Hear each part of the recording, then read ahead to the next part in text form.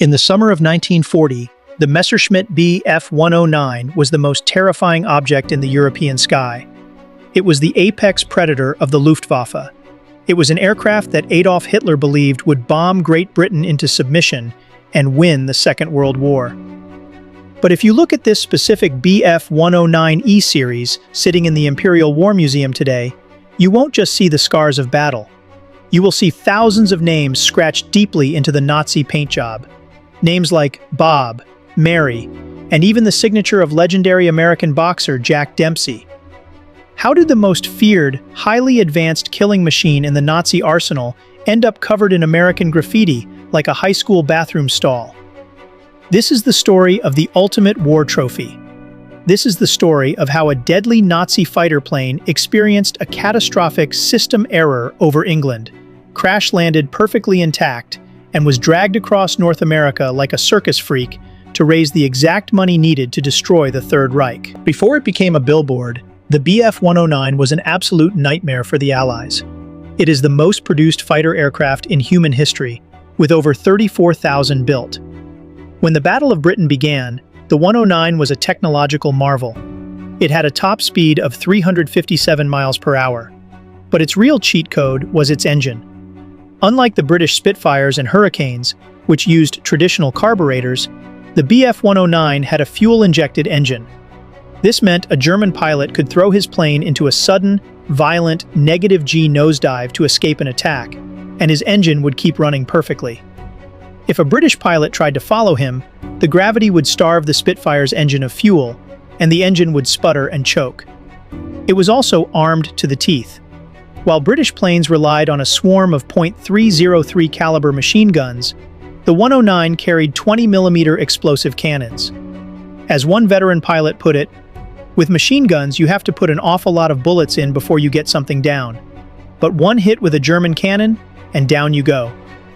This specific aircraft, Werk Nummer 1190, was flown by a ruthless 26-year-old veteran named Karl Ebbinghausen.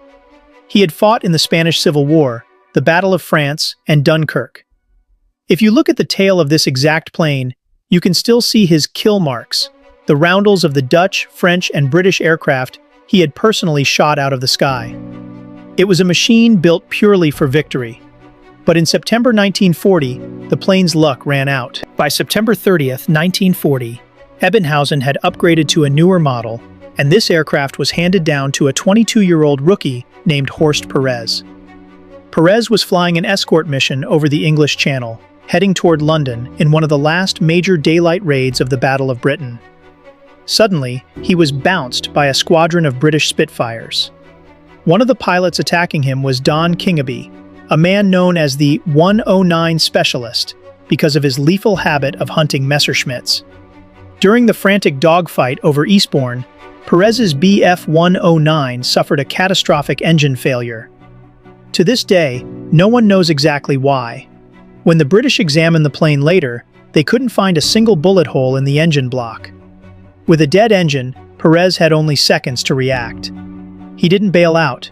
Instead, he glided the silent 2-ton killing machine over the Sussex countryside and executed a flawless, wheels-up belly landing in a farmer's field. Perez crawled out of the cockpit completely uninjured. He was immediately arrested by the local Home Guard, a group of older British men with hunting rifles, and spent the rest of the war in a Canadian POW camp.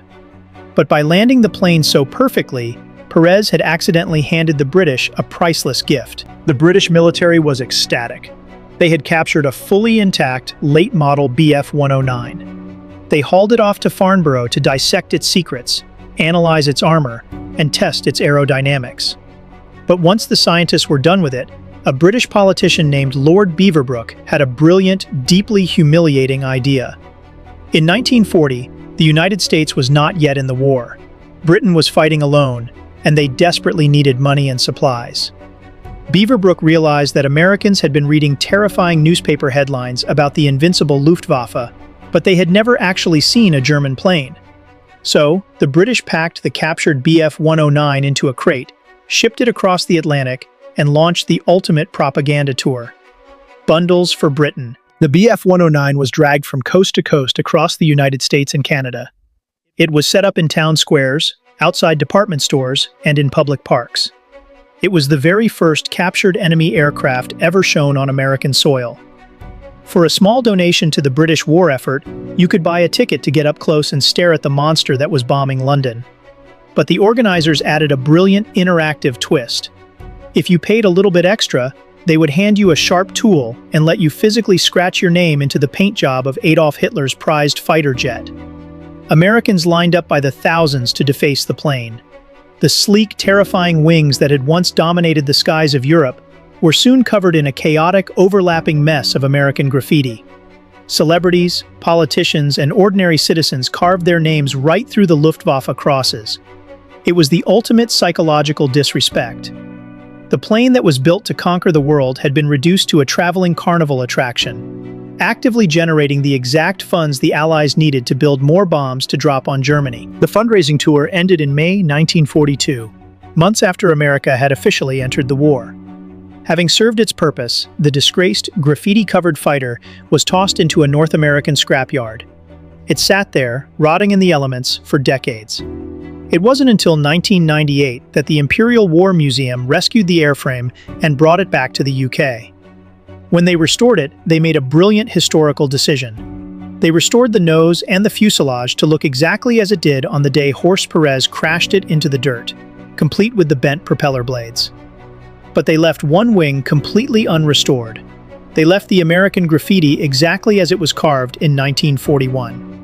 Today, this Bf-109 is one of the only surviving aircraft in the world that actually fought in the Battle of Britain. It is a terrifying piece of aviation engineering. It is a marvel of speed and firepower. But more importantly, it is a monument to the supreme irony of war. It proves that no matter how advanced, how deadly, or how terrifying a weapon of war is designed to be, a single mechanical glitch and a farmer's field can turn an apex predator into a billboard. If the bizarre, humiliating history of this Bf-109 changed how you see the artifacts of World War II, hit that like button. It tells the algorithm that the unpolished, ironic truth of history deserves to be heard. Subscribe and turn on notifications so you don't miss our next deep dive into the archives of the Imperial War Museum. What do you think? Was the Bf-109 superior to the Spitfire, or did the British have the ultimate advantage? Let us know in the comments below.